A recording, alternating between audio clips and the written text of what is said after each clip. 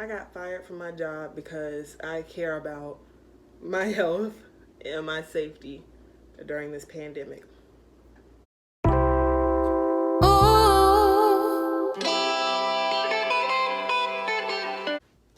Hey y'all, welcome back to my channel. So today I'm just going to be prepping my fruit, and while I'm doing that, I'm just going to talk with y'all.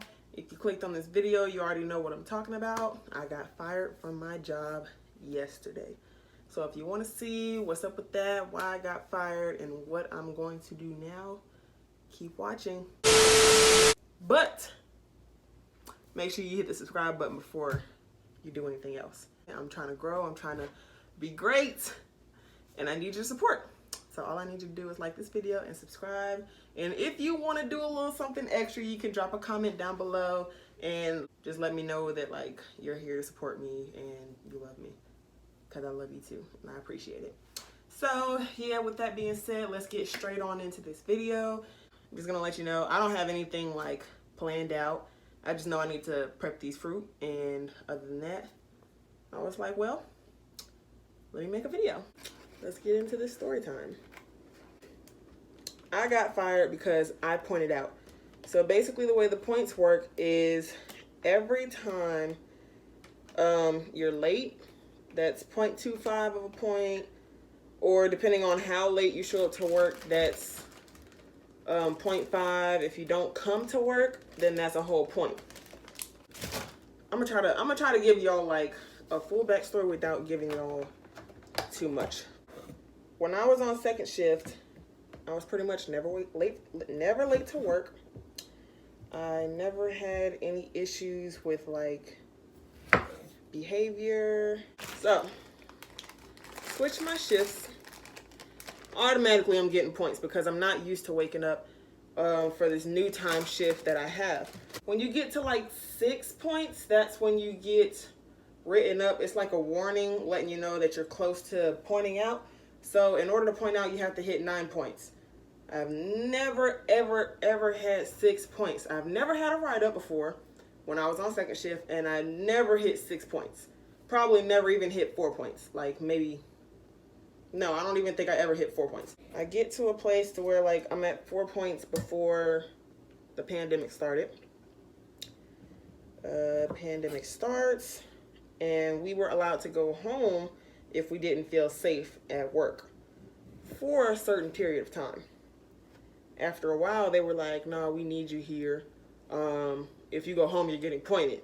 So regardless if you feel safe or not, they felt like the precautions that they were putting, that they were using within the building was safe enough to where we should feel safe at work.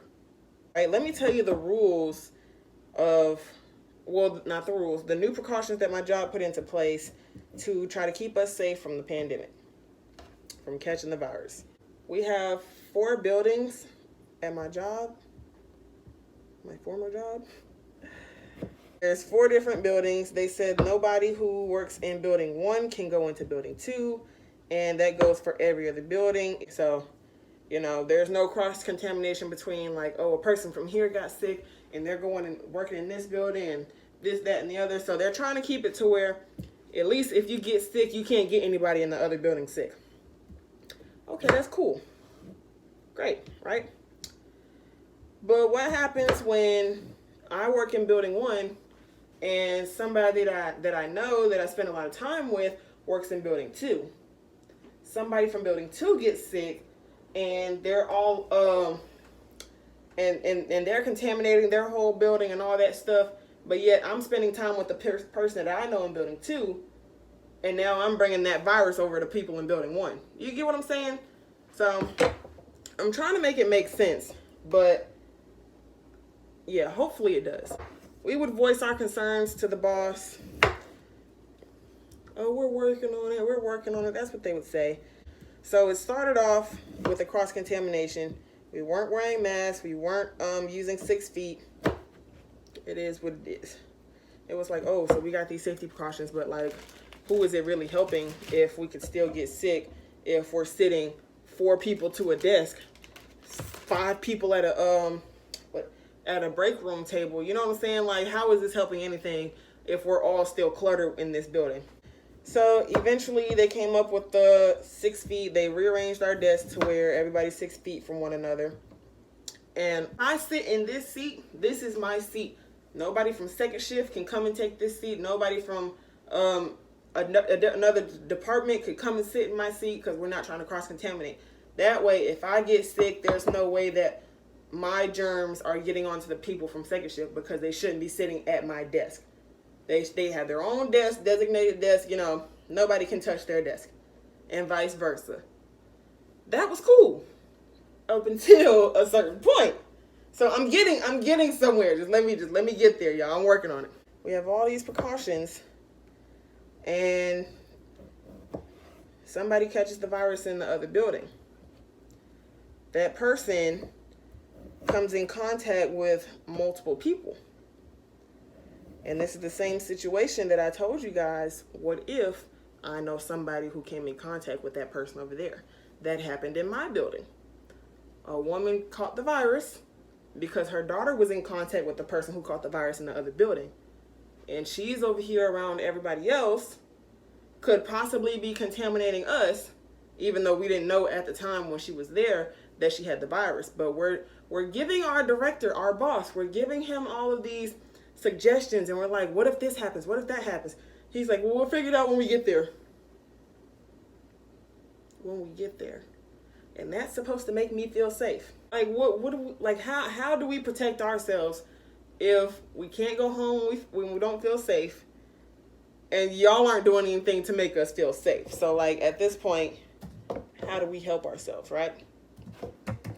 So everything that we're suggesting could possibly happens. Okay, moving on to a further date, right? Well, I trained people at my other job. We weren't supposed to bring new people in because, how do we know that these people don't have the virus, right? Because we were being told that we were supposed to be keeping one person to a desk and all those other safety precautions that I explained to you. So if all those safety precautions were being used, then there are no extra desks for new people to come into the building. Just note that. They brought these people in, had us training people. Mind you, these people have to sit at the desk where people on second shift are supposed to be sitting. So if somebody gets sick, then that would automatically contaminate or possibly contaminate a person from second shift, even though we're not supposed to be sharing desks. So that's cool, right? So while we're training, I'm thinking about it. I'm like, we're supposed to be keeping 6 feet from people, right? But while I'm training you, you're sitting this right here, my clock. This is how close I am to somebody. If this is their head and they're literally next to my body, we're shoulder to shoulder, if not like a little space of a gap in between us. So how is this going to keep me from catching the virus? If I'm sitting next to you, training you for 9 hours a day, 3 times a week, and then after that, a couple hours a day for the rest of the week and the next week after that. Because there's 10 days of training, y'all. But they bring all these other safety precautions in, right? We already have to wear a mask.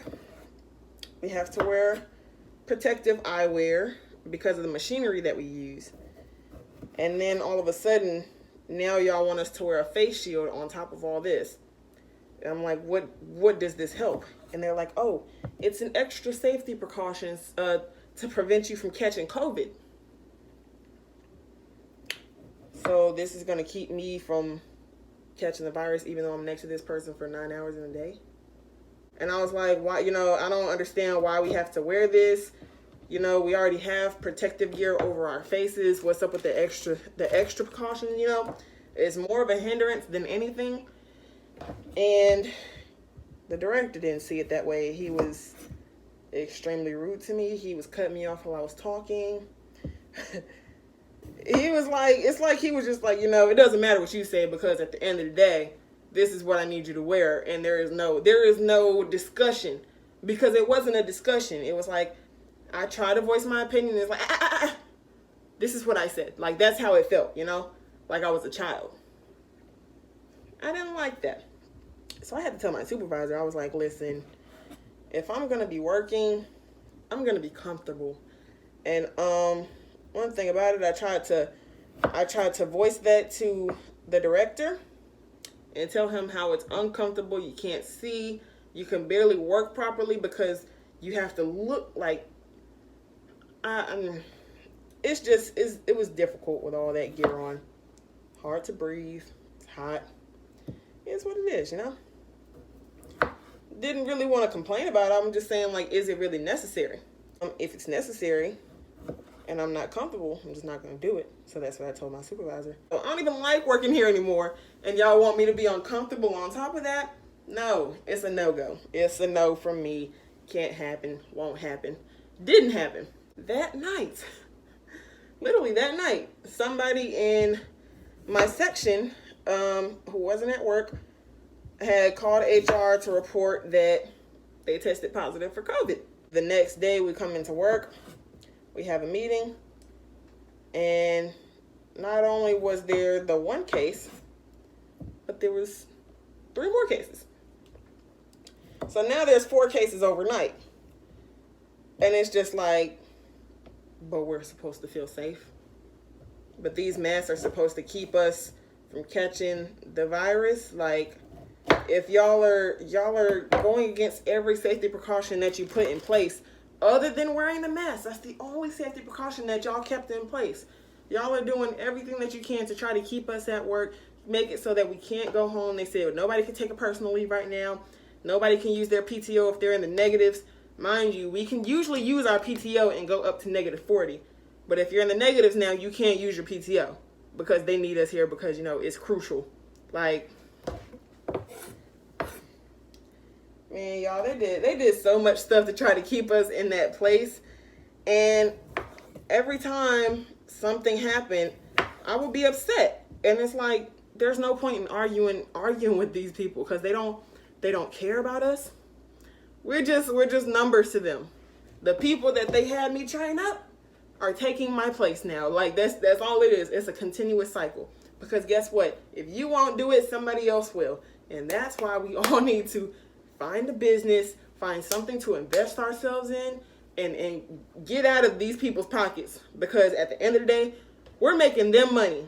We're getting pennies on the dollar, and we're making them money. Like, we got to do something for ourselves.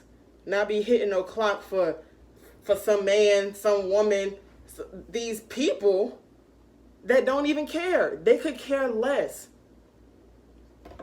And that's the problem, because we all feel like, oh, I need this job, I need this, and people are too scared to take a step and step out of their comfort zone and really work for what they want, for entrepreneurship, for financial freedom. People are too scared to do that.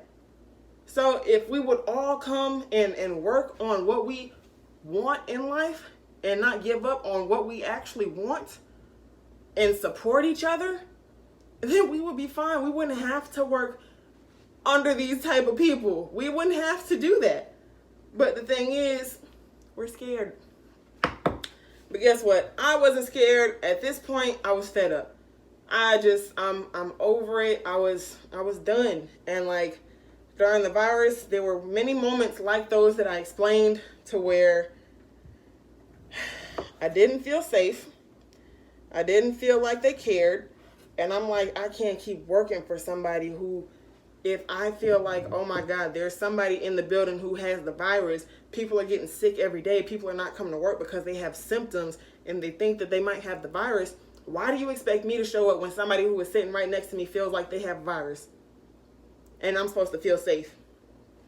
So, yeah, I don't even know, y'all. Like, that's the reason I got fired. Every time I got fed up with the foolishness that they were letting go on, like, I left. Because I'm like, if y'all can't protect me, I got to protect myself, because I'm the only person who will. So that's how I felt about it. I was over that job. I'm over feeling like a number on their freaking roster that they could just scratch off at any day. So it just is what it is, you know. I got points every time I left, and I ran out of points. So, I mean, I'm not mad at it. I promise you I will be okay. I'm fine. I'm not worried. I'm not stressed. It was time for me to start over, have a new beginning, and feel refreshed again. So now just keep an eye out, because when I tell you I'm coming, and I'll be posting on YouTube way more often, and I'm going to be focusing on building my brand and building myself up to where I need to be. Y'all, if you support me, make sure you like the video. Make sure you subscribe to my channel, because that's all I need is a little support. You know? I ain't asking for no money. I mean, for real, like, it's the easiest thing to do is support somebody in a way of where they're not asking for money. They're not asking you to come and do anything physical, anything that's going to hurt you, anything that's going to make you look bad. They just want you to click a button, share a post, like a post, follow people. It's easy to support people nowadays. And in the world that we live in, where social media is just so prominent, it's too easy. Yeah, y'all, that's why I got fired. The pandemic took me out. And luckily it didn't take me out in a worse way, because I was looking out for myself. And I felt like I did what I needed to do in those moments, and I don't regret anything about it. I don't. I stayed out from work when I felt that I needed to in order to protect myself.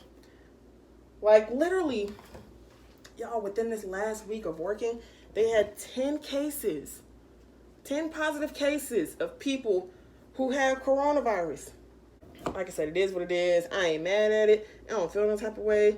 It's a new beginning. It's the push that I needed to get myself in gear, to get myself right. I'm going to end this video here because it's probably already like 30 minutes long. I tried. But if you like this video, if you want to support me, if you understand where I'm coming from when it comes to the hardships of being a working person in freaking America, like, where you work for somebody who just doesn't care and you're tired of it. If you're just sick and tired of being sick and tired, give this video a thumbs up and subscribe to my channel.